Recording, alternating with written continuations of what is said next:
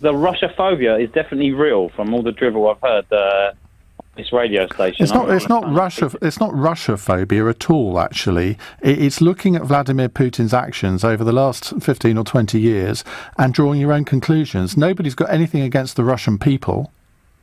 No, I'm not saying it's... Well, you can say that, but, there's so much kind of evidence out there as to otherwise. If you just look at like British entertainment, like over the last 30, 40 years, it's completely anti-Russian. I mean, we even salute spies in this country in the form of James Bond. If you look at all the James Bond films, who are the bad guys? It's always the Russians. No, it's not. They're always the bad guys. It's not. Come on, 9 times out of 10 they are. Well, they are based on novels by Ian Fleming, and it's not just the Russians, it's the Chinese, it's goodness knows who. So if that really is the strength of your argument, Samuel, you'll need to do a bit better than that. It's one of many, actually. And the fact that Corbyn's taken the flak, have you read Lord of the Flies? There's a character called Piggy. Seems to be very reminiscent of that lately. I mean, all Corbyn's said is, please, can we just have some evidence? And why the government just hides the evidence all the time? Share it with the public. At the height of the Cuban Missile Crisis, President Kennedy showed the overhead shots of the missiles being established. Why can't they just show the public the evidence? We're not a bunch of children. We can make our minds up, surely. Well, I can't answer that question, can I? Because I don't know what the intelligence is. No, you can't, but the government can. And you know what? When they're held to account on it, we just have a blundering fool. But if he's our foreign secretary. He's actually our foreign secretary. If they have intelligence which is prejudicial to the police inquiry, then clearly they can't make that public, can they? Well, they can't. Well, do you think they will make it public? Well, I don't know. How can I know? Well, because they usually don't. This is the problem. Like the government, it's not like a free and open society. It seems like we have this very stratified society with these quote unquote decision makers, and then you've got the public, and we're not really kept in the loop. So well, try and go live in Russia then, and see how that suits you, because it'd be a very different society to the one that we have. You might think ours is closed. Wait till you experience theirs. Again, another bit of Russia-phobia from you. No, it's not. It's not, actually. Why are you so prejudiced against Russia? I am not prejudiced against Russia. I am certainly prejudiced against a gangster like Putin, who effectively orders state-sponsored assassinations, kills his opponents, imprisons journalists, and I could go on. So yes, I am prejudiced against him, but not his country.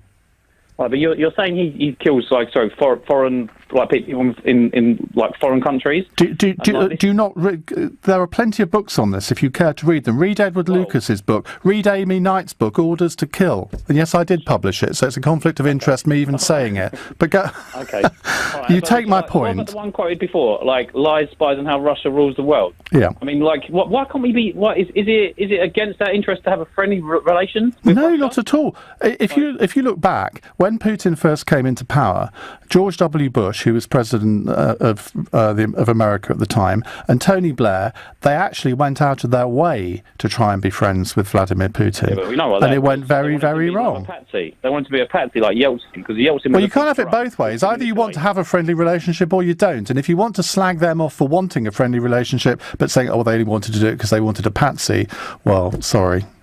No, I'm not saying that, Ian. What I am saying is, we want to be friends with Russia when we think we can control them. But when we've got a leader who has actually got a bit of backbone and strength and says, actually, I've got a traditional Russian worldview, and that is that Eastern Europe will be a sphere of influence, we don't like it. We think so you would like to sell the people of Poland, the Czech Republic, Hungary, Romania down the river and allow Russia to reclaim its Soviet Union role, where effectively they're both satellite states? It is what you're saying. I'm saying a sphere of influence, which is completely different. So what does that mean? Oh, it's like the sphere of influence that the EU has now, and the EU is so anti-Russian. You can be so anti-Russian in the EU, no one will bat an eyelid. What does it mean to have a sphere of influence? Well, that's debatable, isn't it? But friendly. Well, you clearly don't seem to know. All right, friendly economic ties for one. Yeah, not being openly hostile and churning out the propaganda on a daily basis. That's another thing you could do. Stop. Sorry, who's churning out propaganda? The British nation, the BBC, the whole media, the entire media. You can laugh. Oh dear. You think the BBC is prejudiced against Russia? Well, yes, I do. When they're putting Corbyn in a hat that's meant to look like a Soviet Union hat, Oh, yeah, I here do we think the go. BBC. Oh my All right, so goodness. you're dismissing it because it doesn't fit your kind of like pro. Did you not see that they actually put the Defence Secretary Gavin Williamson in exactly the same background? And Jeremy Corbyn does actually happen to always wear that hat. No, he didn't. The hat was mocked up. No, it wasn't. It wasn't. It It absolutely wasn't. It was. It was exactly the same hat then. It was exactly the same hat. Yeah. Okay, all right, exactly the same hat. Yeah.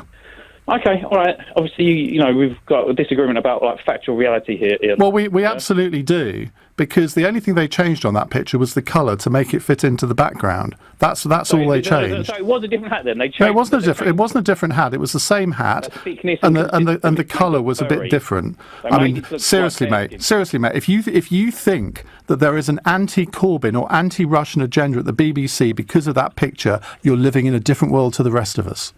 No, just a different world to you, Iain, and that's the problem. Well, I'm very glad about that. Many people think like me and don't just swallow the BBC agenda and the British agenda. No, Why are we always the good guys? It's because you're very happy to believe foreign media at the expense of your own. Oh, so our media is telling us the truth all the time, and the Russian media is always lying. Russia Today, yeah, absolutely. Russia Today is always lying, and the BBC is always correct. Well, BBC is obviously not always correct. No media is always correct. But the Russia Today is a state-sponsored propaganda machine. The BBC is not a propaganda machine. If you look at the BBC, questions the government more often than it does anything that ever praises it. You honestly think that the BBC has no role in demonising Russia at the moment? Yeah, absolutely. Okay, all right. Bye. That was a good call, wasn't it?